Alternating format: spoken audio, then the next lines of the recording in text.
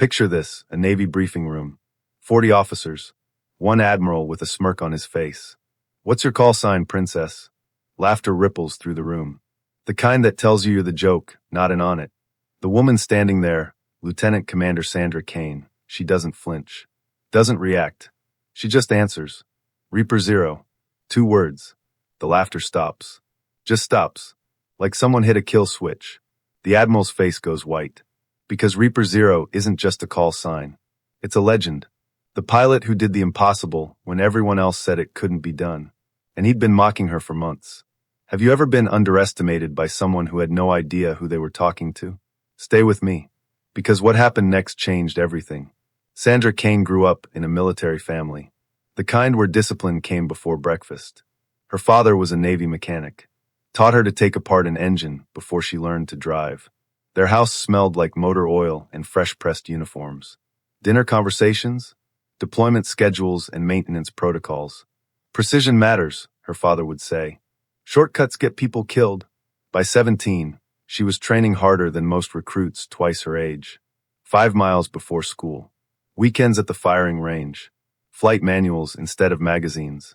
Her friends thought she was obsessed. Maybe she was. But the Navy wasn't just a goal. It was an inheritance. Her grandfather served in Vietnam. Her father spent 20 years keeping jets airborne. This was the family trade. And Sandra was born into it. She joined Special Operations Aviation straight out of flight school. The quiet wings that worked alongside SEALs. Her job? Insertion and extraction. Get the team in. Get them out. No matter the weather, terrain, or chaos. They flew low and fast. Hugging terrain that would make commercial pilots sick. Landing in places that weren't on maps.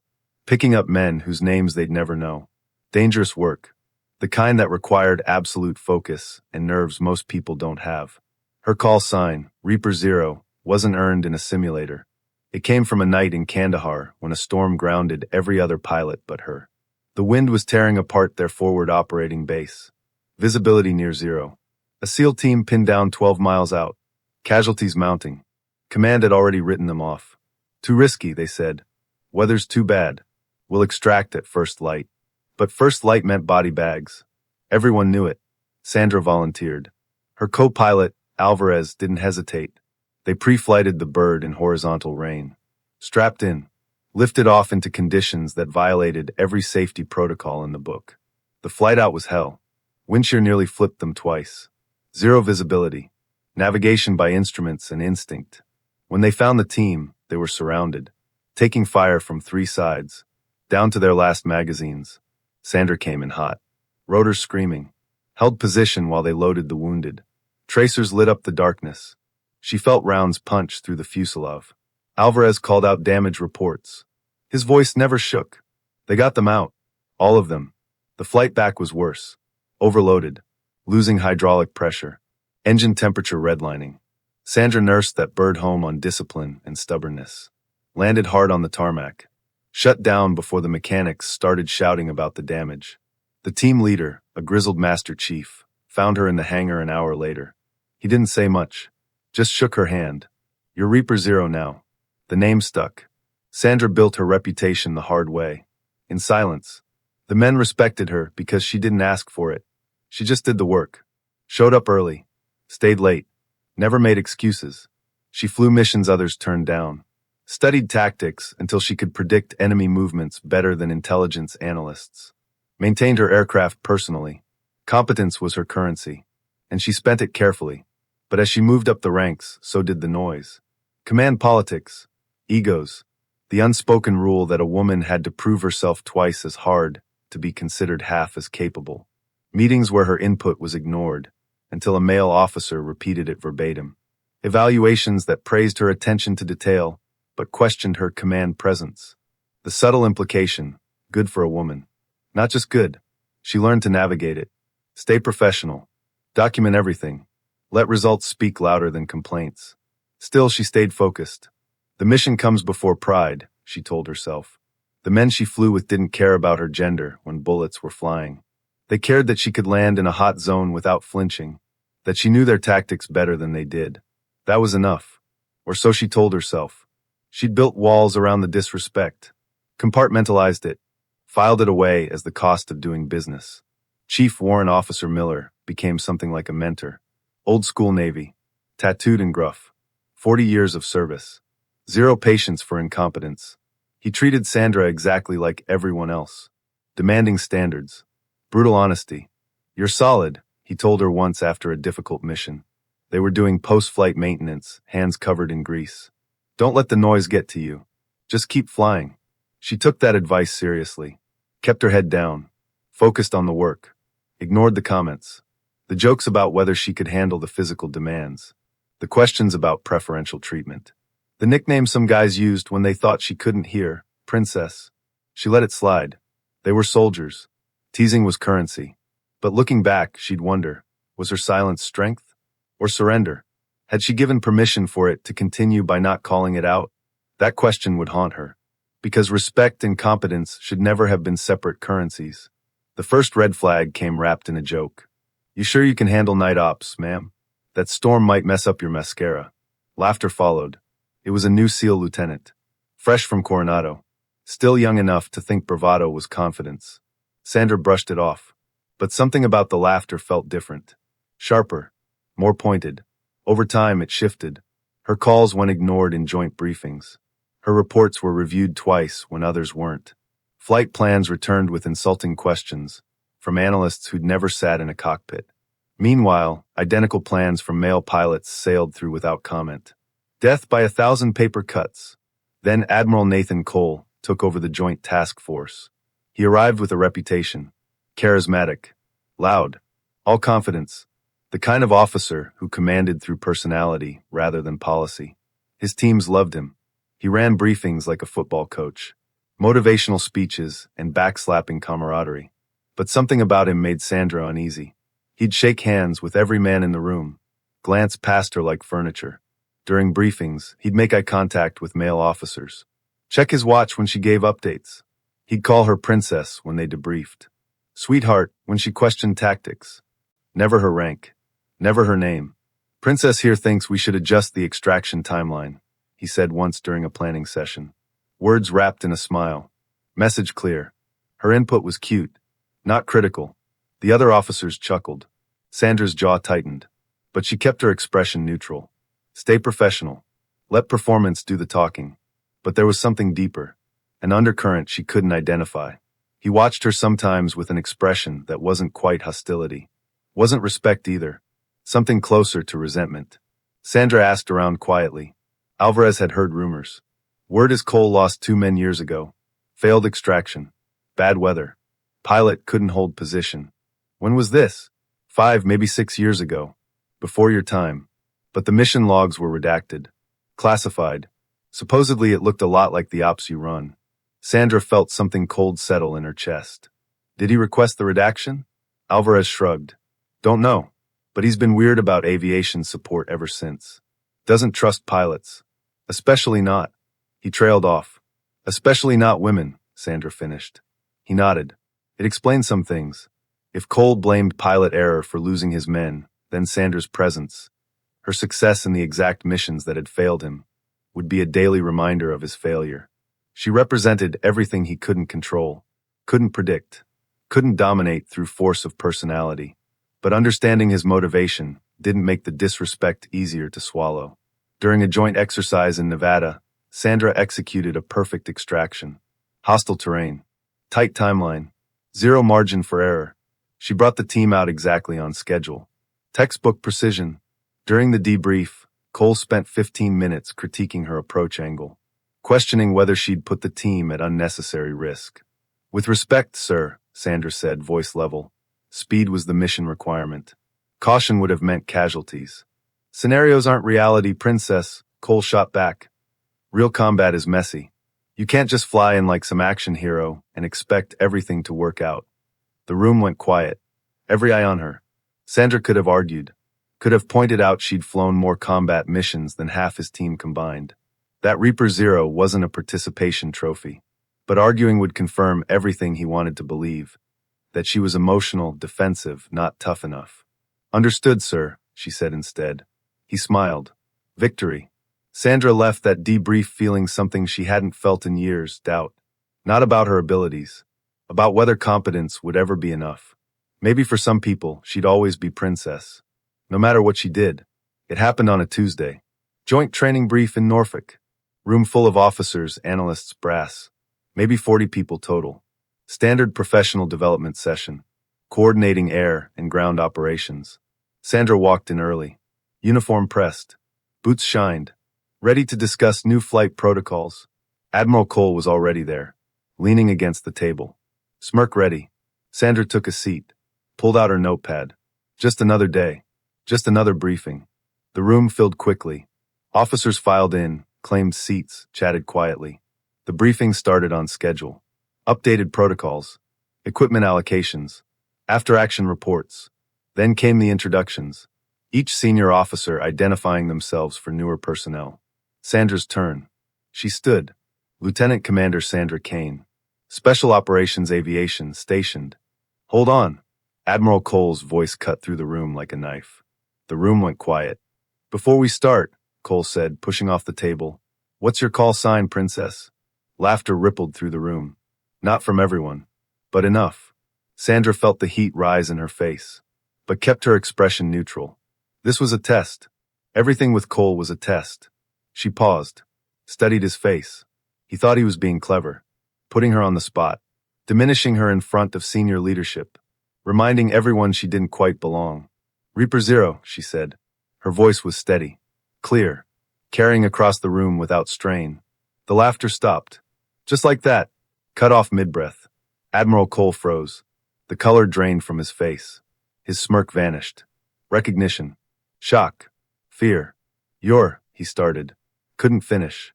Because Reaper Zero was classified, known only through mission reports. The pilot who extracted SEAL Team 9 from Helmand Ridge under fire. After command had written them off as lost. The operation every SEAL officer studied. Required viewing in advanced tactical training. Tagged simply as unknown female operator. The mission where impossible odds had been beaten by skill, nerve, and a pilot who refused to accept that some men were expendable. Sandra watched the realization hit him. The exact moment he connected the dots. When the anonymous hero from classified footage became the woman he'd been dismissing for months. His team, the men he'd lost years ago, they'd been part of the same broader task force. Different op, different timeline.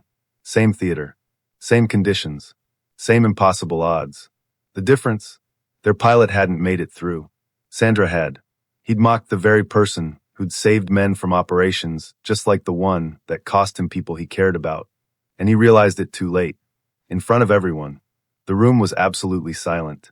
Captain Lawson, the intelligence officer who'd processed the Helmand Ridge reports, leaned forward.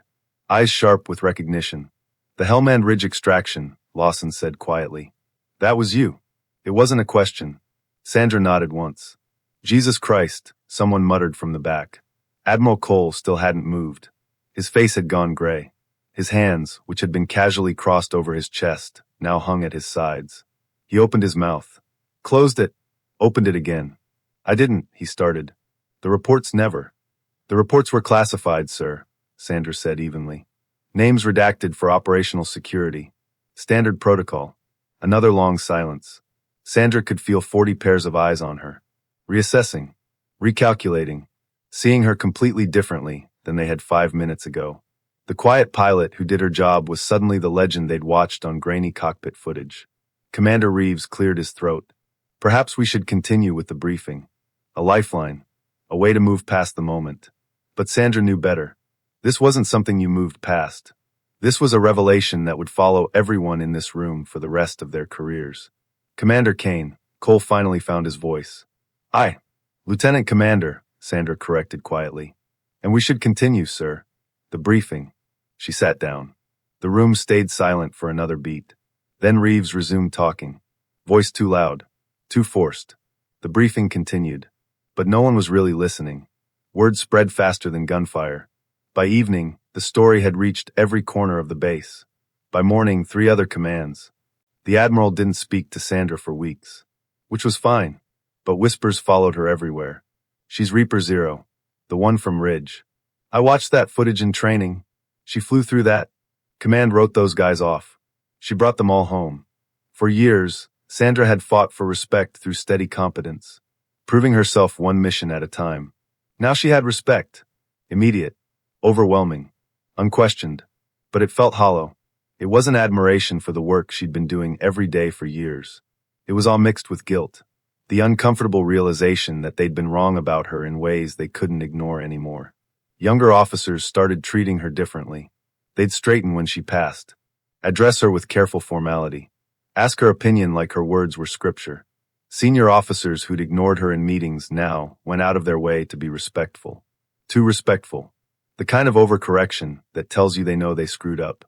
Sandra hated it, not because it wasn't validating, but because it proved something she'd been trying not to believe, that her competence had never been the issue. She could fly 1,000 perfect missions, and it wouldn't matter as much as one dramatic reveal. Respect had always been available.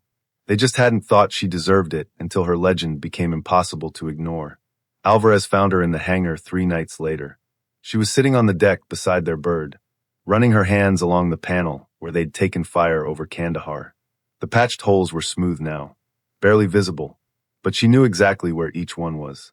"You okay?" he asked. "Fine. You're a terrible liar." She smiled despite herself.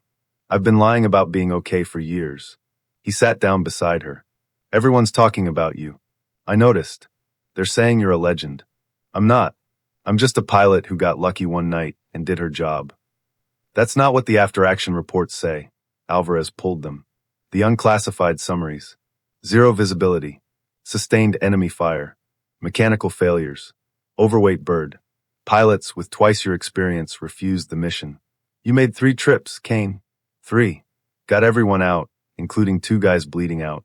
The doc said if you'd been 15 minutes later, they wouldn't have made it." Sandra remembered that night in flashes. The sound of rotors screaming. Alvarez's voice steady in her headset.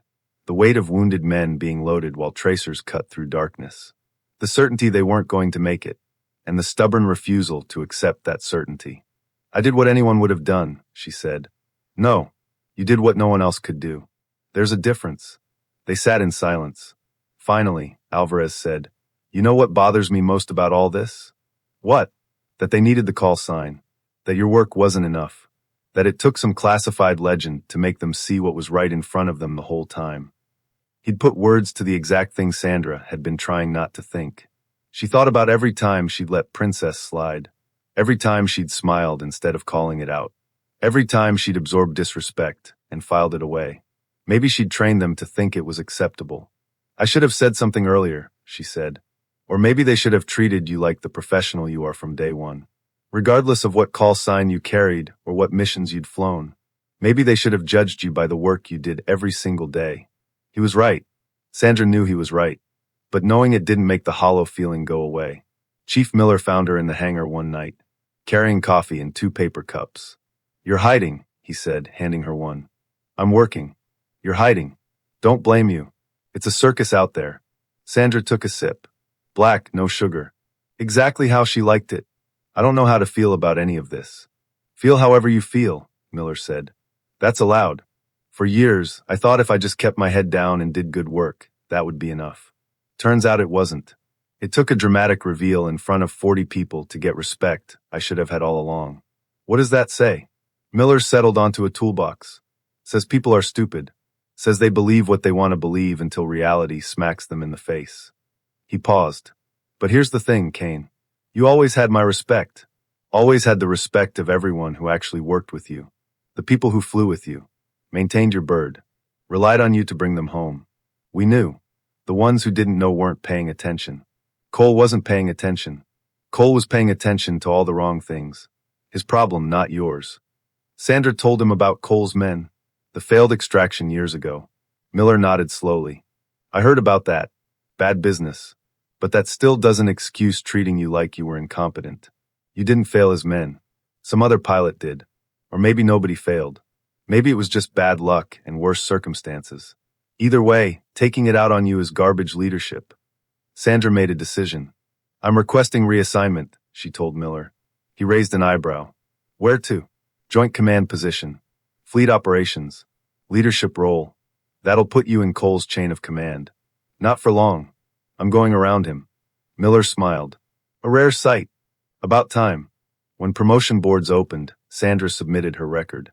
No shortcuts. No endorsements. No favors. Just her service history. Her mission reports. Her qualifications.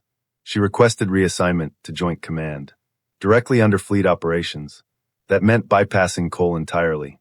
The paperwork went through channels. She waited. Command positions didn't open often. Competition was fierce. But Sandra had something most candidates didn't. A service record that spoke for itself once you bothered to read it. And now, thanks to that briefing room reveal, people were reading it. 2 weeks later, Cole called her in. His office was exactly what you'd expect. Walls covered in commendations. Photos of SEAL teams in exotic locations. Challenge coins displayed behind glass. He was sitting behind his desk when she entered, looking older than she remembered. The swagger diminished.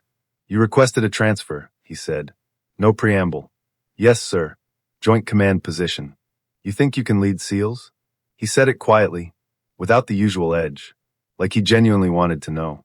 I don't know, sir, but I think I can coordinate aviation support for special operations better than anyone else you've got. That's the position I'm applying for. You think they'll follow you? Sandra met his eyes. They already did. Silence. Cole looked down at his desk, at a folder Sandra recognized as her service jacket. He'd been reading it, probably for the first time, actually paying attention. She could see the moment it hit him. The sheer weight of missions. The consistency of results. The steady upward trajectory. Hellman Ridge, he said finally. You brought out Team 9. All of them. Yes, sir. I lost 2 men in a similar op. 3 years before that. Failed extraction. Bad weather. Pilot couldn't hold position. Team had to move on foot through hostile territory.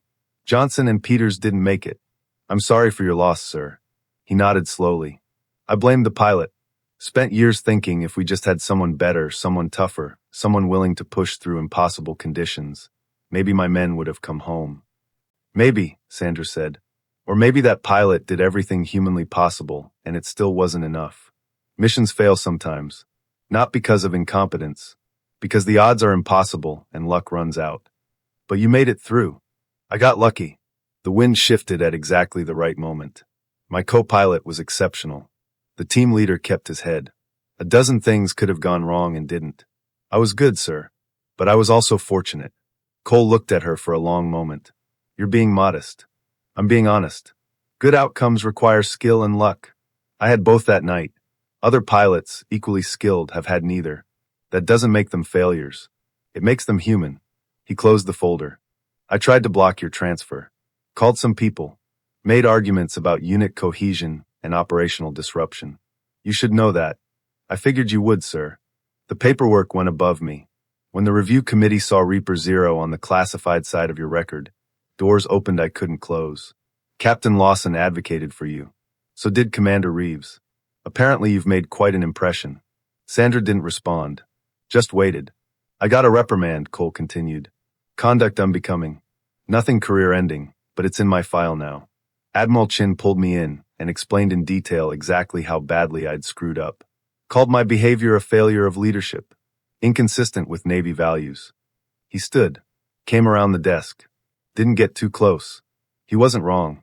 Sir. No, let me finish. He took a breath. I let grief and frustration turn into resentment. Took it out on you because you represented everything I couldn't control. Everything that failed me. And instead of respecting that, I tried to diminish it. That was wrong. You deserved better. The mission deserved better. It was the most honest Sandra had ever heard him. Part of her wanted to accept the apology and move on. Part of her was still angry. You called me princess in front of 40 officers, she said quietly. Made me a joke. Made them think I was incompetent when I'd spent years proving otherwise. Do you have any idea how hard I've worked to be taken seriously? How many times I've swallowed disrespect because calling it out would just confirm I'm too sensitive. Too emotional? Not tough enough. I know. And I'm sorry. Sorry doesn't fix it. The damage is done.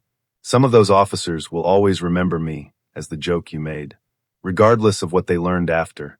Cole nodded. You're right. I can't undo it. But I can promise it won't happen again. Not from me.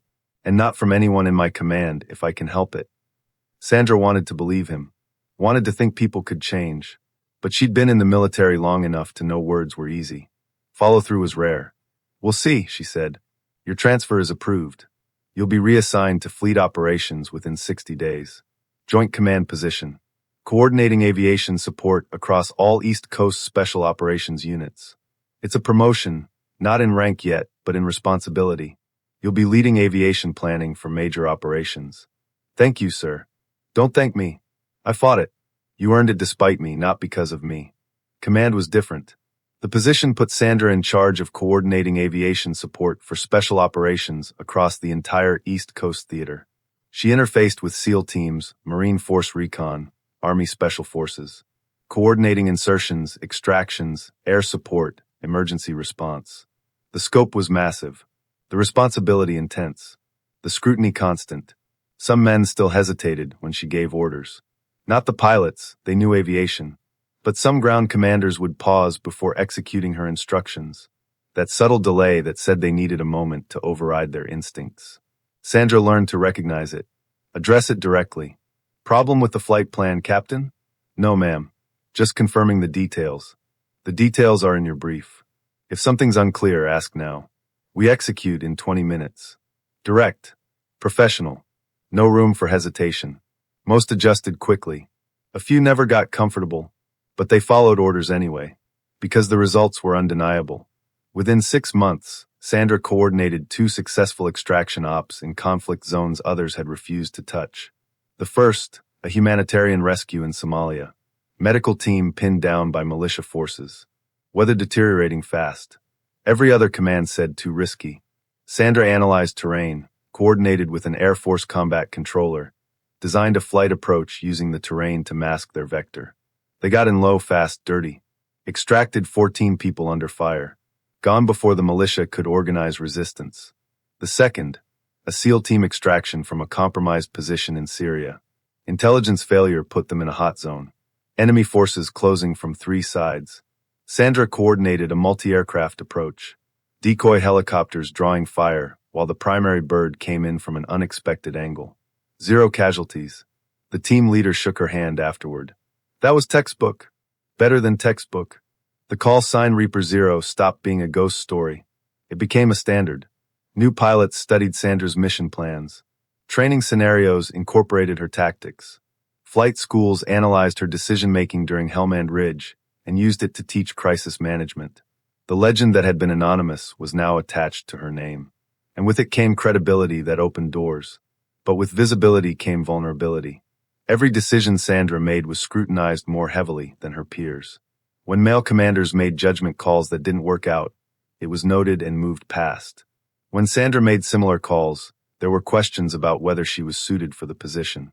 The double standard was exhausting, but it wasn't new, just applied at a higher level. Cole faded from the forefront during those months. He still commanded his SEAL task force, but their paths rarely crossed. His influence had diminished. Officers who'd once sought his approval now worked around him. Young SEALs coming through training heard about him as a cautionary tale. The commander who let prejudice blind him to competence. Rumors said he'd requested early retirement. Whether voluntary or encouraged, Sandra didn't know. The irony was quiet but sharp. The man who'd mocked her name now carried its shadow everywhere he went. Officers who'd laughed at his jokes in that briefing room now remembered their complicity with embarrassment. Some apologized to Sandra directly. Awkward conversations where they tried to explain they hadn't really thought it was funny. Sandra accepted their apologies without comment. No point relitigating it. The past stayed past. Sandra learned to wield authority differently. Not through fear or anger. Through precision, patience, example. She led from the front when necessary. From behind when appropriate. She gave credit generously. Took responsibility completely. When operations succeeded, she highlighted the pilots and ground teams who executed. When operations failed or came close, she owned the planning and made adjustments. She also made a point of mentoring younger officers, both men and women. She held office hours where junior personnel could discuss tactics, ask questions, voice concerns. She reviewed their flight plans personally, provided detailed feedback. She advocated for them during promotion boards, writing recommendations based purely on competence and potential. A young female pilot, Ensign Harper, became something of a protege. She reminded Sandra of herself at that age, hungry to prove herself, working twice as hard, swallowing disrespect because she didn't know she had other options. After watching her endure dismissive comments from a senior logistics officer, Sandra pulled her aside. You don't have to accept that, she told her. It's just how it is, ma'am. If I make waves, they'll think I'm difficult. If you stay silent, they'll think disrespect is acceptable. There's a balance. You don't have to tolerate everything, but you do have to choose your battles carefully. Document incidents. Build your case. Then when you push back, you're doing it from a position of strength. Harper looked uncertain. Is that what you did? No. I stayed silent too long. Let it build until one moment changed everything. But I'm trying to make it so you don't have to follow that path. You shouldn't need a dramatic reveal to get basic respect. They say you're Reaper Zero, the pilot from Helmand Ridge. I am. But that's one mission from years ago. What matters more is the work I did yesterday. What I'll do tomorrow. The legend opened doors. But competence keeps them open. Remember that. Harper nodded, and Sandra saw something shift in her expression. Determination replacing resignation. A few weeks later, Sandra heard Harper had formally reported the logistics officer for unprofessional conduct. The complaint was upheld. The officer received counseling. Small victory, but meaningful. Sandra realized something important. Creating space for the next generation to be treated fairly from the start. That was more important than any individual mission she'd fly. Leadership wasn't just about executing operations. It was about shaping culture, setting standards, demonstrating through action that competence mattered more than demographics. But the work was slow. Changing institutional culture was like trying to redirect a river. You couldn't do it all at once. You had to move one stone at a time until the current shifted. Some days felt like progress. Others felt like fighting gravity. Sandra measured success in small increments. A junior officer given a fair evaluation. A pilot promoted based purely on merit. A briefing room where gender never became part of the conversation. Chief Miller visited her new office one afternoon. Looking around at the sparse decoration, commendations on one wall, a photo of her old bird on the desk, nothing else. Settling in, he asked. Getting there. It's weird having an office instead of a hangar. You miss flying. It wasn't a question. Every day. But this matters too. Maybe more. Miller nodded. You're doing good work, Kane. Changing things. People notice. Some people resist. They always do. But resistance means you're pushing boundaries that need pushing. Keep going. That conversation stayed with Sandra through the harder days. When resistance felt overwhelming and progress felt impossible. Change was happening.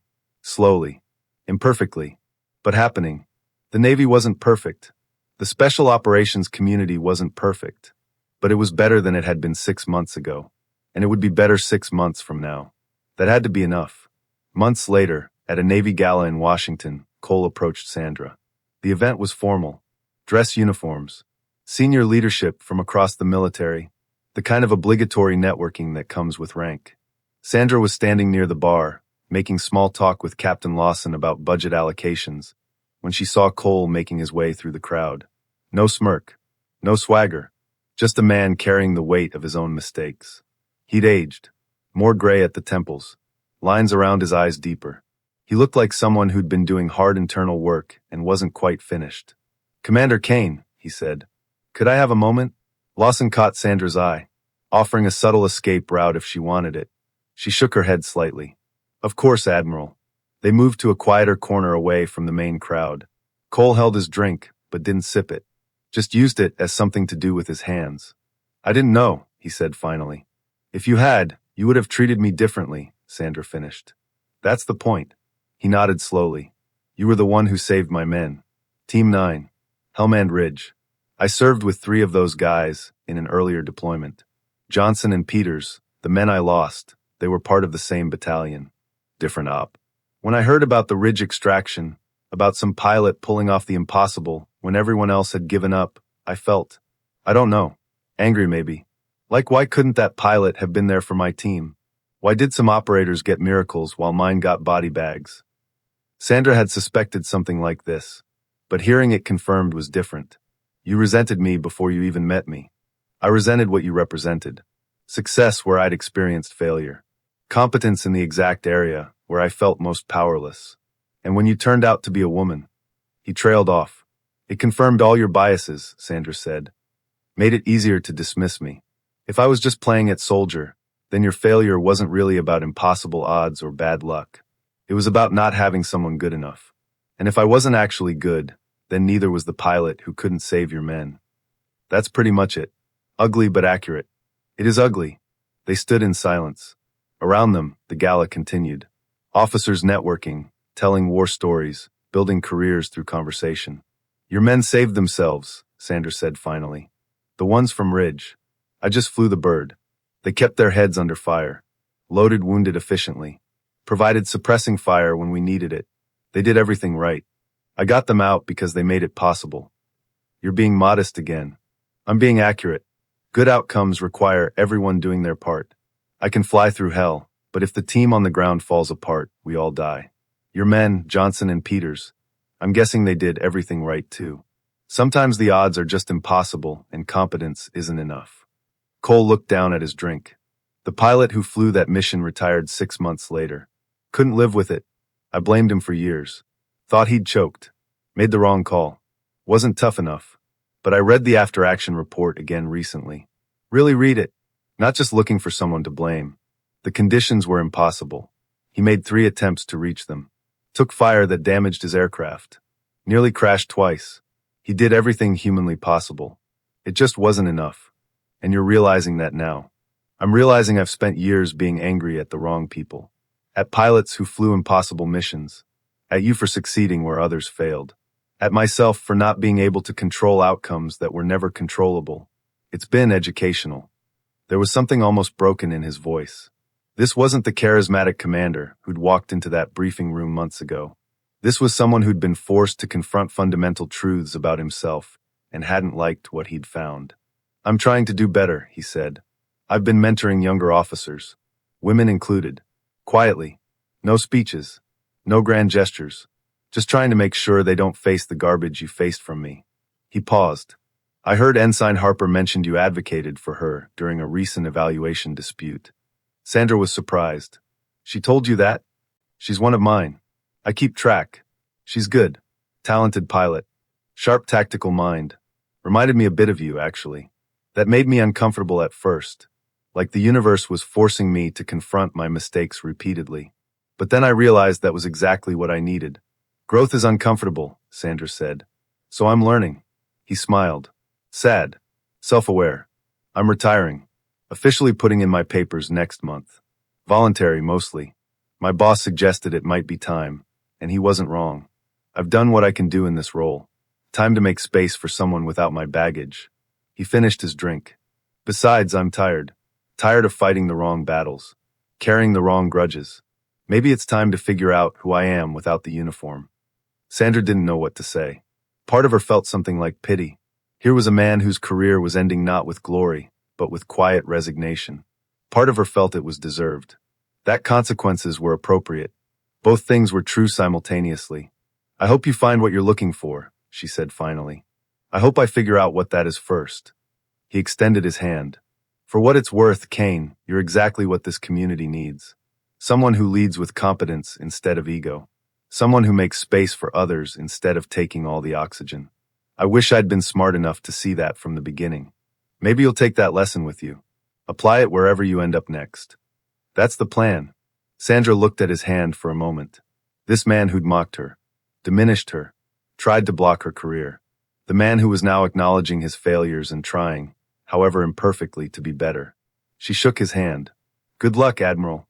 You too, Commander. Though something tells me you won't need it. He walked away, disappearing into the crowd. Sandra watched him go, feeling something complex and unnameable.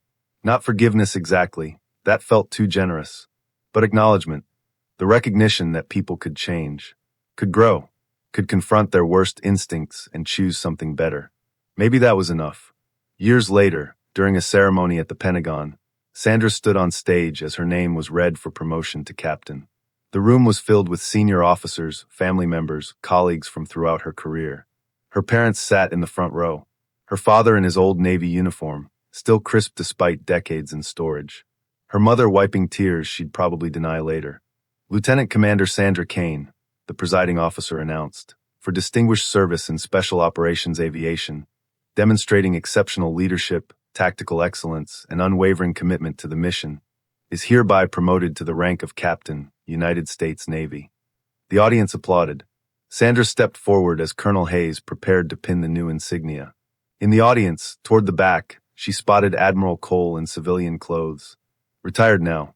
No longer part of the official Navy family. But he'd come anyway. Their eyes met briefly. He nodded. Respectful. Acknowledging. Sandra nodded back. When they pinned the insignia, Sandra didn't think of him, or the briefing room, or the laughter. She thought of the missions. The silence before takeoff. The hum of engines vibrating through her chest. The weight of responsibility that came with every flight. She thought of the men she'd brought home. The operators who'd trusted her with their lives. The pilots she'd trained, who were now executing their own impossible missions. She thought of Alvarez, who'd been her co-pilot through the hardest nights, and was now commanding his own aviation unit. Of Chief Miller, retired but present in the audience, probably critiquing the ceremony's maintenance of traditions. Of Lieutenant Harper, flying ops in the Pacific with the confidence Sandra had hoped to instill. She thought of Kandahar, of Helmand Ridge, of storm winds and zero visibility. The certainty they weren't going to make it, followed by the stubborn refusal to accept that certainty.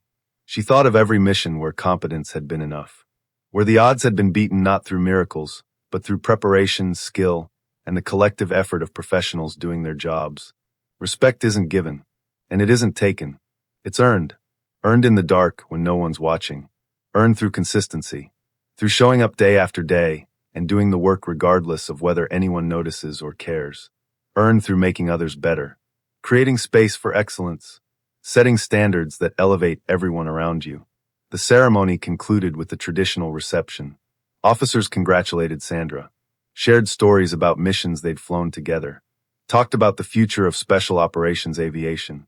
Lieutenant Harper approached with a group of younger pilots. Captain Kane, she said formally, then grinned. Still sounds weird. Feels weird, Sandra admitted. Give me a few weeks. These are some of the new pilots rotating through advanced training, Harper continued. They wanted to meet you. They've been studying your Helmand Ridge approach in their tactical courses. The young pilots, 3 men and 2 women, looked at Sandra with that mixture of awe and curiosity she'd seen countless times since the briefing room reveal. Helmand Ridge was a long time ago, Sandra said. What matters more is what you're learning now. How you'll apply it tomorrow. But the approach vector you used, one of the male pilots said, threading between those ridge lines in zero visibility, that's impossible without GPS. And yours was damaged. It was damaged, not destroyed. We had partial function. And we had terrain maps memorized. Compass navigation. Basic dead reckoning. The technology makes things easier, but you can't rely on it completely. What happens when it fails? You fly by instinct, one of the female pilots said. You fly by training, Sandra corrected. Instinct gets you killed. Training, repeated until it's automatic, practiced until you can do it in your sleep. That's what saves you when everything goes wrong. They talked for a while about tactics, about the evolution of special operations aviation, about the balance between following protocols and adapting to chaos. These young pilots would face challenges Sandra had never imagined, would fly missions in contexts she couldn't predict. But if she'd done her job, if the systems she'd helped build and the culture she'd worked to change had taken root, they'd face those challenges from a position of equality, judged on competence rather than demographics. As the reception wound down, Sandra found a moment of quiet on a balcony overlooking the Pentagon grounds. The sun was setting, casting long shadows across the parade grounds. She heard footsteps behind her and turned to find her father. Captain Kane, he said, voice thick with emotion. Never thought I'd see the day. You taught me to take apart an engine before I learned to drive, Sandra said. This is your fault. He laughed, pulled her into a hug. Your mother's beside herself. She's already planning the party, calling everyone we've ever known. Of course she is. They stood together in comfortable silence, watching the sun sink lower. Finally, he said, you know what I'm proudest of? What? Not the rank. Not the missions, though they're incredible. I'm proud that you changed things. That you made it a little bit easier for the people coming after you. That's real leadership. Sandra felt tears threaten and pushed them back. I'm still figuring it out. We all are. But you're doing it right. Now, when young recruits ask about call signs, Sandra tells them the truth. They're not nicknames. They're promises. Promises that you'll show up when it matters. That you'll execute when conditions are impossible. that you'll bring people home when everyone else has given up. Reaper Zero was a promise she made one night in Kandahar and kept through hundreds of missions since. It was a promise she extended to every pilot she trained, every operator she supported, every mission she commanded, and every time someone says Reaper Zero, she remembers. She remembers the moment a room full of men learned that sometimes the quietest soldier in the room is the one you should never underestimate. She remembers the years of proving herself, the moment of revelation, the long work of rebuilding systems that had failed not just her, but countless others. She remembers that respect is earned through consistency, that leadership is measured by the people you elevate, that real change comes not from one dramatic moment, but from 1,000 small choices to do better. The sun finished setting, painting the sky in shades of orange and purple. Inside, the ceremony continued. Networking, stories, celebration. Tomorrow, Sandra would return to work. New responsibilities, new challenges, new opportunities to shape the future of special operations aviation. But tonight, standing on this balcony with her father beside her and the weight of new insignia on her shoulders, she allowed herself a moment of satisfaction. Not for what she'd achieved, for what came next, for the work still to be done, the systems still to be improved, the people still to be supported. Leadership without integrity corrodes the mission. Sandra had seen it, fought it, worked to replace it with something better. That work would never be finished, but it was work worth doing, and she was exactly where she needed to be to do it. So here's the question for you. Have you ever had a Reaper Zero moment? When the room finally realized who you are, who underestimated you, and how did you handle it? If you were in that briefing room, what would you have said or done differently? What boundary are you setting next? The work of earning respect, real respect, never ends. It's built one mission at a time, one decision at a time, one moment of standing your ground when it would be easier to stay silent. Sandra Kane learned that the hard way, but she also learned something else, that the quietest person in the room might just be the one who changes everything. Remember that next time someone calls you princess. And remember, competence doesn't need to announce itself. It just needs to show up. Every single day.